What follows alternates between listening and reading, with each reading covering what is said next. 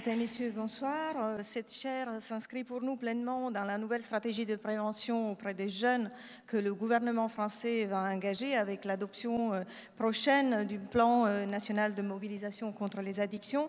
Tous nos pays sont confrontés à un défi en termes de prévention et de promotion de la santé.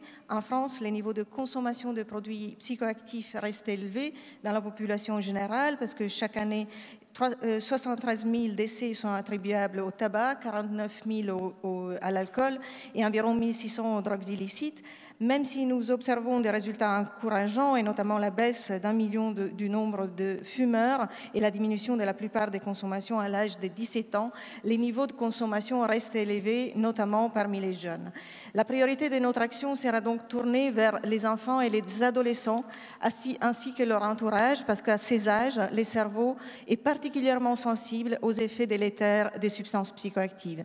Donc nous poursuivons un double objectif qui repose à la fois sur des stratégies identifiées par les résultats de la recherche. Donc l'objectif, c'est de doter les enfants et les jeunes de compétences psychosociales, ça a été dit, relationnelles et émotionnelles, autrement dit de consolider les life skills permettant de réduire les comportements à risque. Les faire grandir aussi dans un environnement protecteur en réduisant les incitations à consommer auxquelles ils sont exposés sous forme de publicité, de pression du cercle amical ou d'accessibilité de produits. L'objectif donc est une implantation et la diffusion des programmes de prévention au cœur des territoires ayant fait leur preuve de l'efficacité au plus près du cadre de vie des jeunes qui nous paraissent donc crucial. Les communautés éducatives et les parents seront accompagnés et soutenus dans cette évolution visant à l'appropriation des pratiques pédagogiques et de méthodes éducatives propres à développer les compétences psychosociales.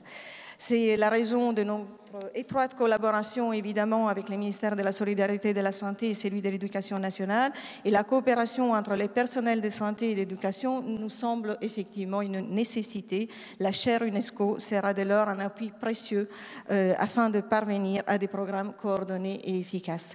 C'est aussi dans cette perspective que nous avons suscité en avril 2016, lors de la session extraordinaire de l'Assemblée générale des Nations unies consacrée au problème des drogues, une initiative sur Listen First, écoutez d'abord. L'objectif était effectivement, loin des messages moralisateurs ou de santé, et insister sur l'écoute et la bienveillance des échanges entre les adultes et les enfants.